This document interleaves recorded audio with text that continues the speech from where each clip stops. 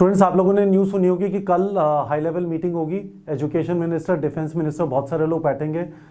State के education secretaries, education minister बैठेंगे और डिसाइड करेंगे कि बोर्ड एग्जाम और एंट्रेंस एग्जाम की डेट्स का करें क्या।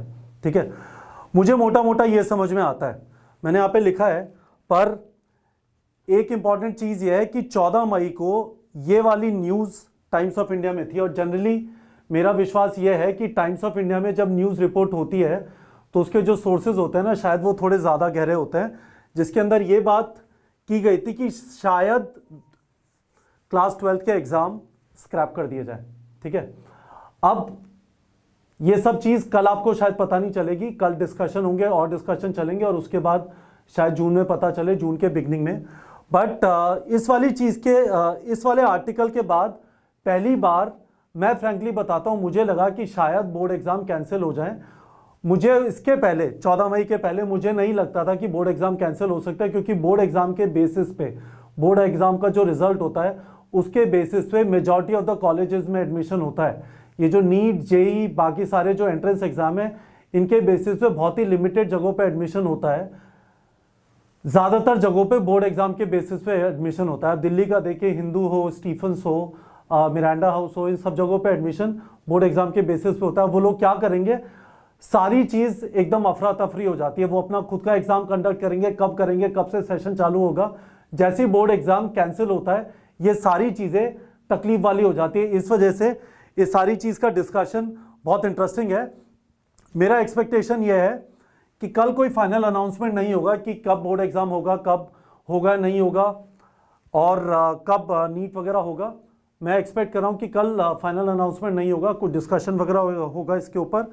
ये ऑलमोस्ट सर्टेन है कि बोर्ड के एग्ज़ाम जून में कंडक्ट नहीं होंगे। दो चीज़ें हो सकती हैं, या तो वो कैंसिल होंगे या फिर वो जुलाई में होंगे। टाइम्स ऑफ इंडिया का एक और आर्टिकल है आज, जिसमें वो कह रहे हैं कि ऐसा हो सकता है जो मेजर सब्जेक्ट होता है उनका लें और बाकी सब्जेक्ट्स का ना लें। जो for example physics, chemistry, biology, ठीक है, इनका लें, पर हो सकता है इंग्लिश और फिफ्थ सब्जेक्ट का ना लें। ये सारी चीज़ें क्लियर हो जाएंगी। मुझे एक और चीज़ की क्लैरिटी है, हालांकि काफ़ी सारी क्लैरिटी अब डेवलप होगी, पर यदि बोर्ड एग्ज़ाम कैंसिल नहीं होते तो जुलाई में होंगे और फिर नीट का एग्ज़ाम 1 अगस्त को नहीं हो सकता।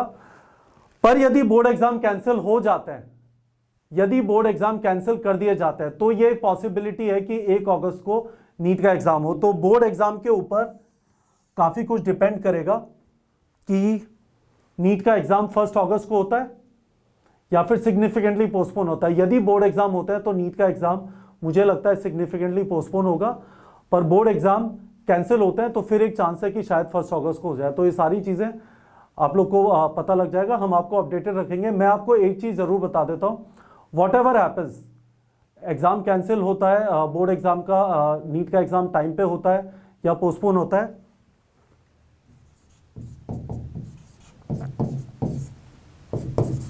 We will be working with you.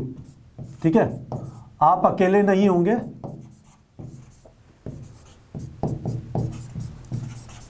We will be walking with you in this journey, we will be walking with you in this journey. तो आपको परेशान होने की जरूरत नहीं है, आराम से with you in this journey.